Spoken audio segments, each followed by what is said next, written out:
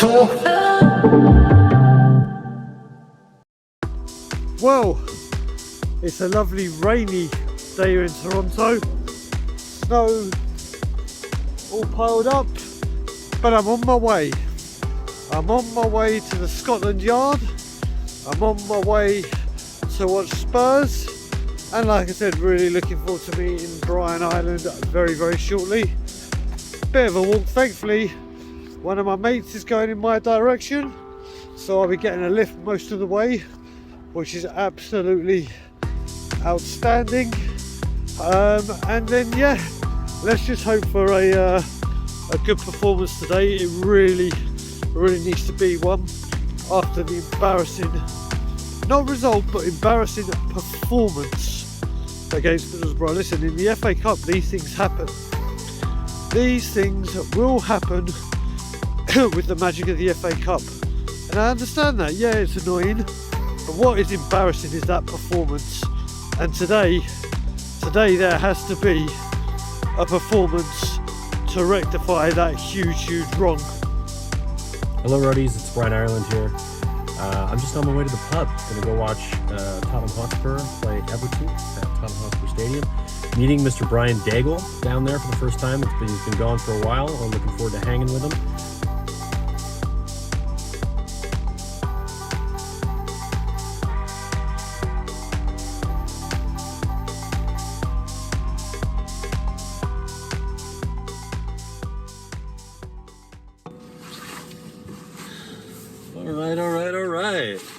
All right. This is the two Brians on the way home, taking Brian home. And, My Uber. This, yeah, Uber, proper Uber here from Ireland. What a fucking performance, Brian.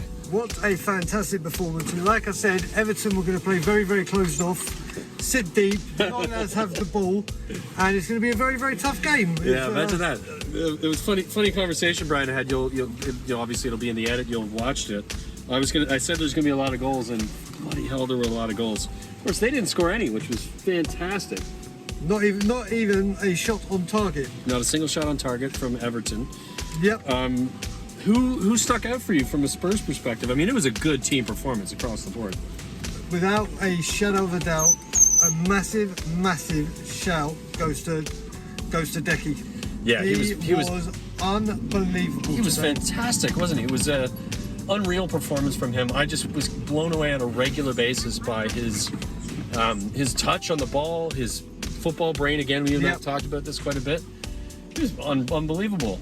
It was, like I said, like Teddy Sheringham, his footballing brain is a lot quicker than people give credit for, and it makes up for the lack of pace that we could see at the beginning. He has settled right in, and some of his footwork and showboating was just outstanding performance. It really was. He was unreal. I think there's a few other standouts too. I want to give a player who has been much maligned, understandably, in Doherty, who 2 assists today. Yep. Again, looks like the player that we thought we were getting.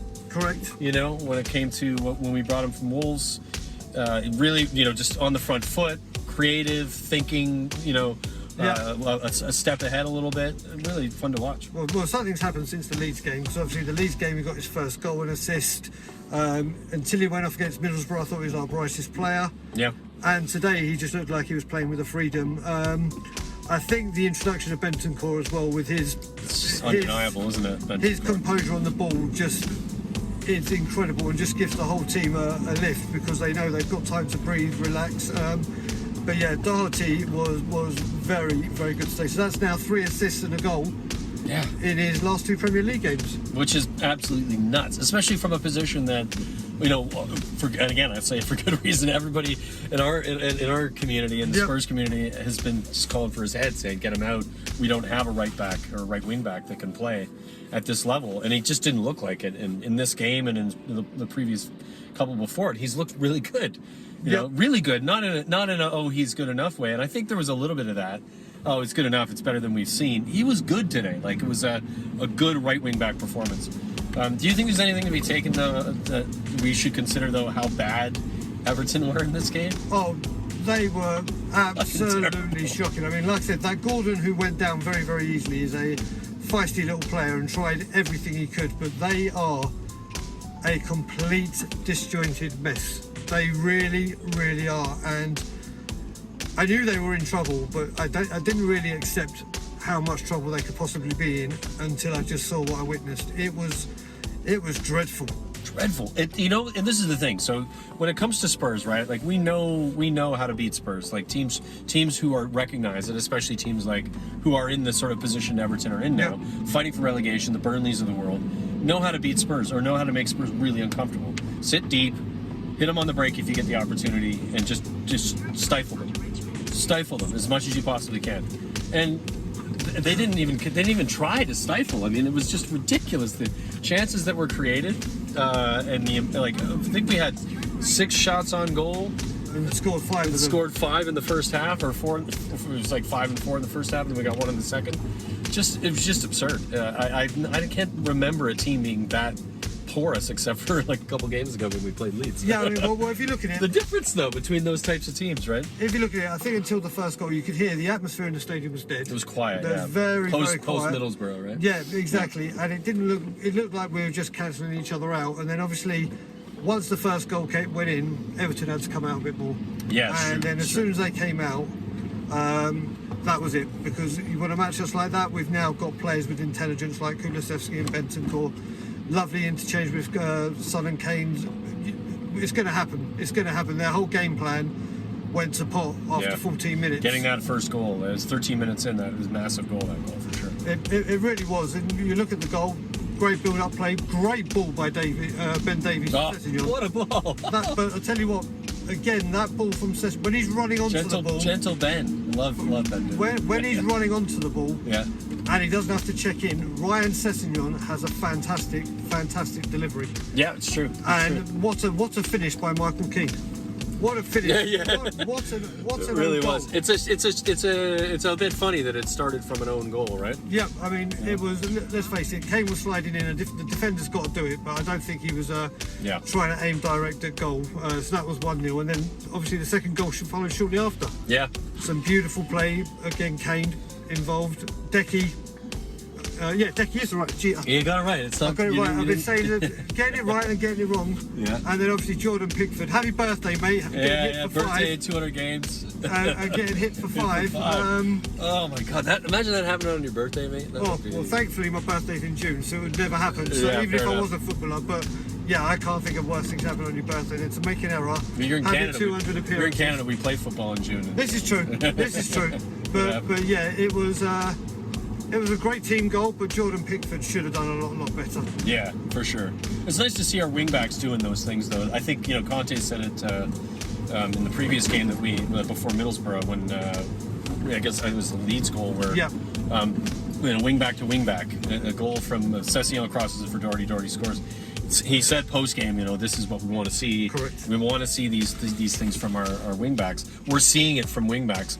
Sessignon was good in the first half. He played very good, and then Reguilón comes on and gets his first goal for the club, and a wonderful finish as well. Second goal. We missed out the third goal though with Kane's. Right, sorry. So go ahead.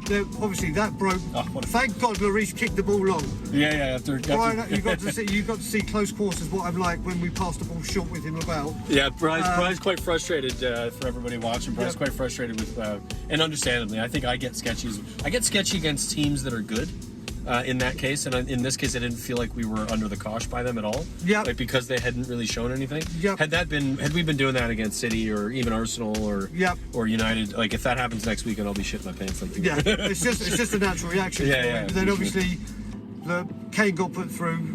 Offside. Looked offside to everybody else. I mean, you wouldn't celebrate. I didn't even stand up. I usually stand up, and my first thing I'm like, I'm losing my shit. Yep. I just thought, it's pointless. That's going to be called offside. I still think looking at the replay and they showed the line. I'm like, what? That's offside.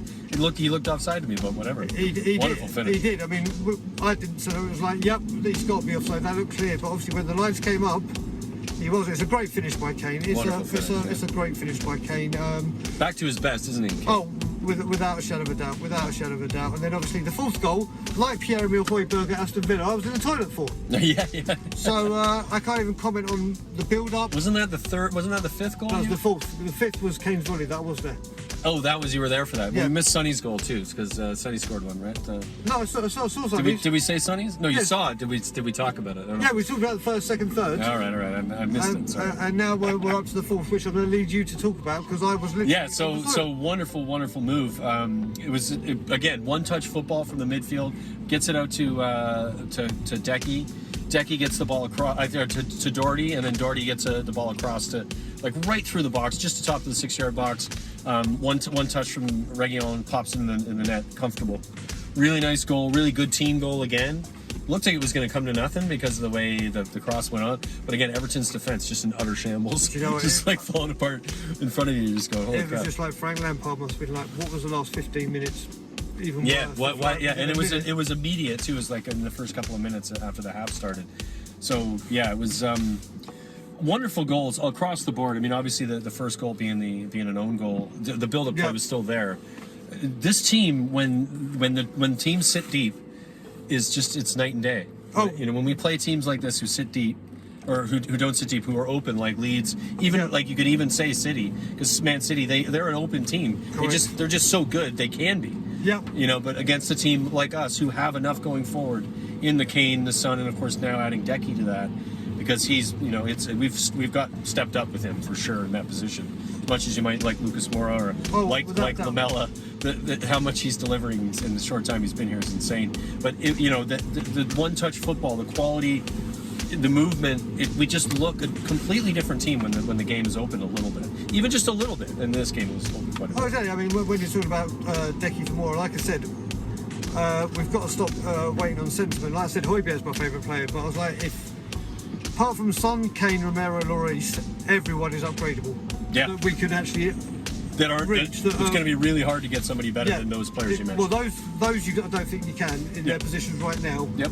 And I mean, because of their form and realistically with prices and transfers, whatever. Yeah. But everyone is upgradable. That's what I'm getting at with Lucas. If you can get an upgrade, do it. I don't care how much I love him. You get the upgrade, and it looks like that's the case, right? It looks like very, you've got very, the upgrade. very, very much so. I mean, you look at Lucas. The one thing he's lacking is consistency with his delivery, consistency with his finishing, and the one thing Decky is missing is pace. It's like if you could put the two of them together. But we've said this before. His pace doesn't seem to matter that much because he's so smart. Oh, there's definitely that. But if you could add pace to him, he'd be a nightmare to play against for sure. But he makes such good decisions that his thinking is fast enough that his body doesn't need to be. Correct. You know, and I think that's what I find so impressive about watching him. He's quickly becoming one of my favorite players in a Spurs shirt right now to watch, just because of, I kept saying it, his feet are just unreal. His ability to move the ball very quickly within himself to get into space and then open the play up for whoever's around him. It's unreal. He's definitely got the best song, hasn't he? He does, yeah. He's definitely got the best song. It's and that such a good song. It's so catchy. And then obviously we haven't spoken about the fifth goal, the volley from Harry Kane. Yeah. Second assist from Doherty. And as I said it to you again, and people have heard me say this many, many times on YouTube or in person, I've never seen a striker hit the side netting over and over again. Repeatedly. Now, obviously, it got a little kiss off the inside of the post, but the angle was there. And they always say, even in penalties, if you hit the side netting, the keeper's not getting it. And it was a wonderful ball from Doherty. Yeah. A wonderful ball, and just an unbelievable finish. It just goes to show you what Conte is getting them to do when executed. Yep. How well it can work. You know, when you have your wingbacks doing what wingbacks are supposed to do in his system, wingbacks score, wingbacks assist. Yeah. Goal strikers and other players get their chances and score as well. So, really, really great performance across the board. And in that case, I was just, I mean, it just got so easy. It did. I mean, the one concern, you don't think it's anything. I'm a little bit concerned about Romero going off. Doherty came on and did well, but they were saying, like in the commentary, it's his 8th straight game since coming back. It could have been just precaution to, and he was on a yellow card, rightly so. Yeah, it was a bit sloppy that. But yeah, that's the one concern I'm taking from the game, the fact that he went off. But another player we haven't spoken about is Bentancur. Oh my goodness gracious! Yeah, I mean we need to talk about Bentancur. You go ahead first, but yeah, unreal. I mean his composure on the ball and his confidence in himself to shield the ball and to just let the ball roll across his body and to pick the pass. It's a wonderful thing to see. I mean, obviously in the first half we started faffing about a little bit around the penalty area, and he was doing that against Man City when I was there with Ben. Yeah, I think there's a little bit of him that's I think because he played in Italy for as long as he did, he thinks he has more time on the ball than he does. You know. Exactly. So I mean, but coming back from an injury and coming in, it just shows the difference. So sharp, didn't he? It just shows the difference with him compared to a wings, and with Højbjerg as well, who had a good game. Højbjerg had another fantastic, or not, I won't say fantastic. Højbjerg, again, we said this while watching it. Højbjerg is a good player when he has somebody beside him he can trust. Exactly. He doesn't trust Winks at all, and for good reason, and none of us do as well.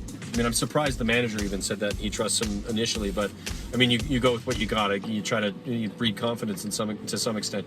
But Bentancur it's similar to Decky when it comes to his footwork, his ability on the ball, and his quickness to shift play from what seems like a nothing moment to boom, opening up the other team. Did that over and over again and again. I know that Everton are open, and but if when we play teams like this that are open, bloody hell, we're good. Oh, exactly. Then you think about Ollie Skip coming back into that as well.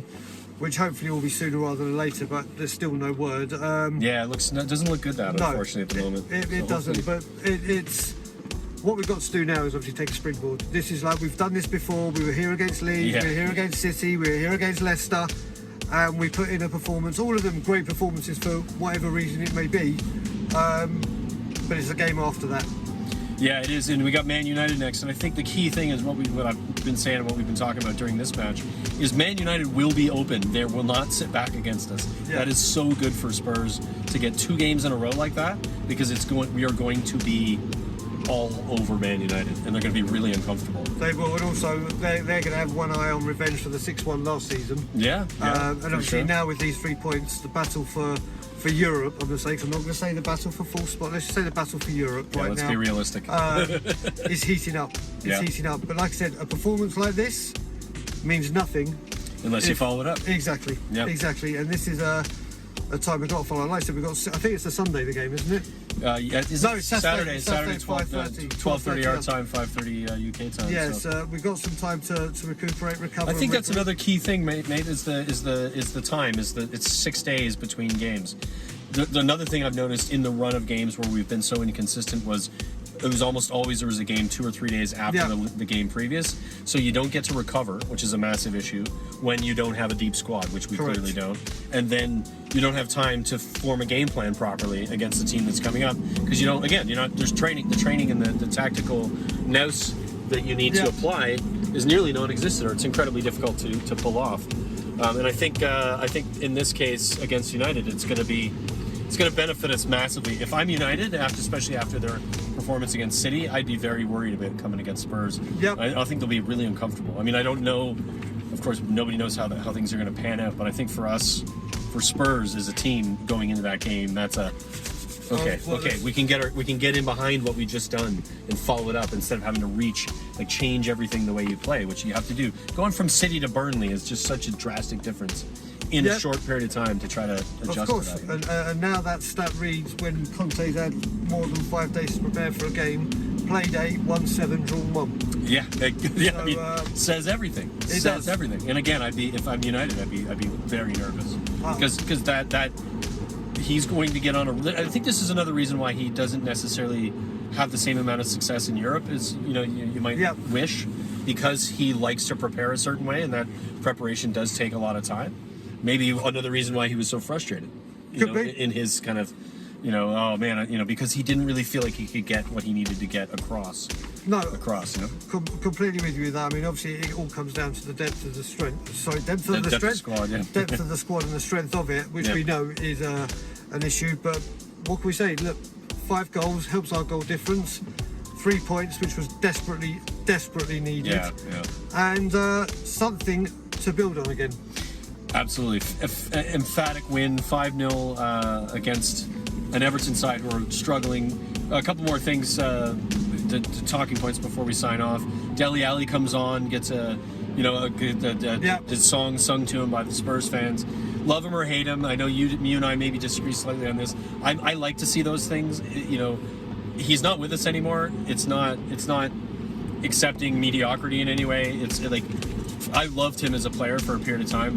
I respected what he did. I thought, he was brilliant. Again, obviously shit for the last few seasons. But I still, I'm going to give him a bit of props for what he had done, and I was happy to see it. It was nice to see him get a little bit of a hand, and the crowd being into it. Not sentiment, just, I guess it is sentiment. I think some sentiment is okay as long as he doesn't play for your team anymore. Yeah, I mean, like if he was still in the squad and they were doing that and he was still shit, I'd be like, come on, he's shit. Yeah, well, they weren't doing that for the last few games Exactly, they played. But I must admit, like I said, I'm not going to clap him, I'm not going to boo him though, because I'm really happy with him. But when you actually hear it, it was a nice touch by the Spurs fans. I wouldn't have joined in, but that's my own personal thing. But you know what? He came back, got the reception. I don't know what the reception would be if it was like 1-1. And he was coming on at 5-0. It might have made that a little bit easier. That's a good show.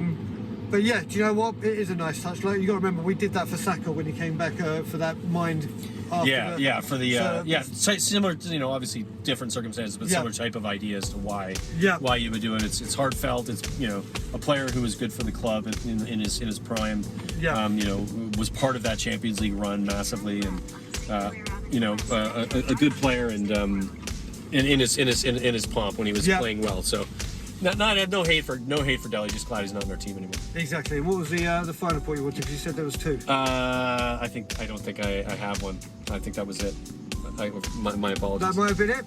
Okay, fair play. So there you go. The first ever Uber with the Bryans. Uber with the two Bryans. Like I said, it was the first time we watched the match together. We're off to a 100% record, 5-0. Let's keep it going. Yeah, exactly. You can't do it for Man U because you're going away. I'll be away, but we will do something while I'm up there. But we won't be together. But we will be doing a massive show for the West Ham game, and there'll be some familiar faces here. Hopefully, Cody Mack's going to join us. Bobby K definitely will be. It'll be quite a few of them. It'll be quite fun to do that. So the Scotland Yard today wasn't as busy. Obviously, it's a Monday 3 o'clock kickoff, but on weekends, and especially West Ham, it will be mobbed. Should be a cracker, so there will be a lot going on from the Scotland Yard on that game. So come and join us. I don't think we'll be live actually. So enjoy the watching. We've done it. We'll probably do something similar to this. If you guys like this, please comment in the comments. Let us know, because this is sort of it's a first one like this. We said we're gonna have some new type of content coming, different ideas. This will be one of them. Sort of match day. What's match day like for people who don't get to go to the game? Well, this was kind of an example of it, and of course we'll try to improve upon it. If you got any ideas for us, let us know as well. Exactly. But a lot of fun for us to do it. So, thanks for watching. We'll see you again soon. Have a good one. Come on, you Spurs. Come on, you Spurs.